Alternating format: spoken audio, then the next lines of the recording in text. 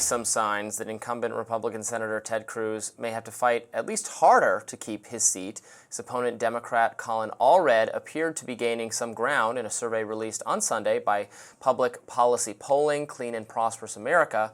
Cruz led Allred by just 1 percentage point. That's within the margin of error. The Cook Political Report said, quote, "We still think this race remains tough for Allred, and that winning those last few points in Texas will be a Herculean task." I agree with that. Texans have not sent a Democrat to the Senate since 1988, when former presidential candidate Lloyd Bentsen did win the seat. Collin Allred attempted to get ahead by attacking Senator Cruz for striking down the bipartisan border bill that failed to pass Congress earlier this year, after former President Trump signaled that he was not in favor of it. One arrow in Allred's quiver, GOP Liz Cheney, is stumping against Cruz. Let's watch. I feel that this race is such an important one. I have not endorsed in any other Senate race this time around, but I served with Collin. I know him. I know what kind of a congressman he's been. I watched him. As you said, we were on opposite sides of issues and opposite sides of the aisle. Not every issue on opposite sides, but I also know Ted Cruz. You know, I've known him for over 20 years, and I know that he will say anything if it serves his own political purpose. And the nation is at a moment where we need public servants who are men and women of goodwill, who are men and women who will do the right thing. We need serious people in office. When asked if Liz Cheney abandoned conservative values, this is what she had to say.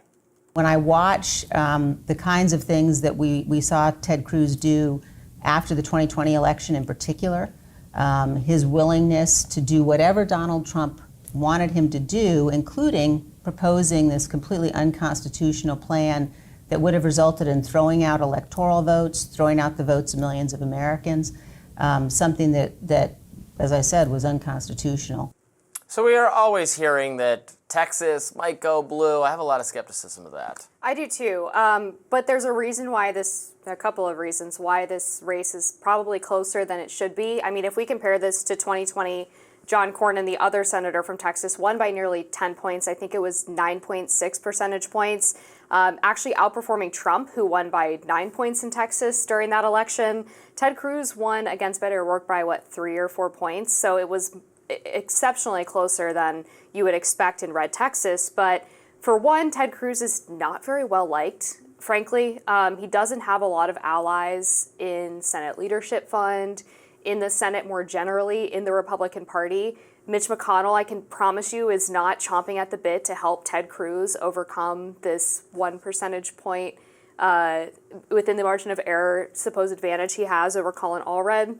And he also is shackled by his longtime consultant, Jeff Rowe, who was the general consultant for the Never Back Down PAC DeSantis campaign.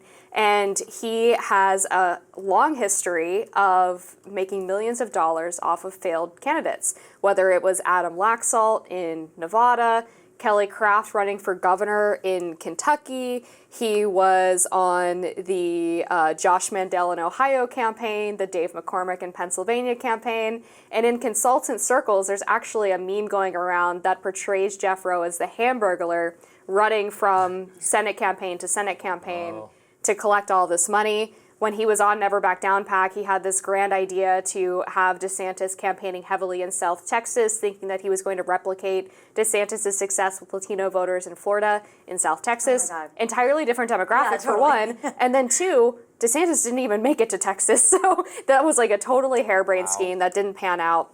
So the fact that Ted Cruz is relying on this guy to run this tight race is obviously a huge problem. Now, I do think there's a reason to be skeptical of the idea that Cruz is going to lose. I think ultimately he'll probably pull it out by about 2 or 3 points. At least that's what I'm hearing from sources familiar with the campaign. This is a long-running sort of Democrat tactic where they do pour a lot of money into Senate campaigns that don't have a great chance of working, whether it's Amy McGrath in Kentucky against Mitch McConnell, or the Beto O'Rourke campaign against Ted Cruz, and then this current one. The Cook Political Report predicted, of every race they predicted in 2022, I believe, that they said was a toss-up race, every single one went to Republicans. So I do think we have to be careful about that designation as well. But all of that being said, sorry for monopolizing the time. the race is way closer than it should be. There's reason for Republicans to be worried, and that's mostly from Cruz and his team's own doing. I think something interesting also is Ted Cruz has made a lot of questionable choices for somebody who's a political opportunist. I think it's pretty fair on all sides. Everyone thinks he's a political opportunist. You know, don't forget, he was that holdup on the convention floor when Donald Trump was seeking his first nomination and didn't make a lot of friends that way on either side. He also... Lying Ted. Lying Ted. He votes against his party's interests and his own interests. I mean, he was one of, 25 senators who voted against the PACT Act, which was a critical piece of legislation that would have expanded health care for veterans, veterans who'd been affected by, smoke and toxic fumes. It was a bipartisan bill, very popular. There are more veterans and current active duty members in Texas than any other state by far, over 1.5 million. That could affect it. The border immigration bill, hotbed issue everywhere, definitely in Texas. Ain't a good look when the Texas senator is voting against the bill that's going to strengthen the border because he's trying to woo Donald Trump. I just don't understand. He's not winning with Donald Trump. Just let it go. Be a little bit of a maverick. Just do what you want to do. You have your own power in Texas. It just seems like he's not answering to the folks he needs to answer to, which are voters and, frankly, donors. I will push back a little bit on consultants. Aren't all consultants trying to make a little bit of money? Aren't they all? I mean, plenty of Jeff consultants Rose a special class, I fail can promise you that. Plenty of consultants in the Democratic Party especially fail up. I mean, Democrats lost 1,200 seats over 8 years. Yes. A lot of consultants made money off those races. And the Democrats keep putting money into, I mean, this is they could win this if they did exceptionally well, but are their resources actually best spent trying to have a pickup in Texas other than defending some of these, like Montana, other places where... Ohio. Nevada, yeah. Yeah. Arizona even. I mean, that race is closer than it should be.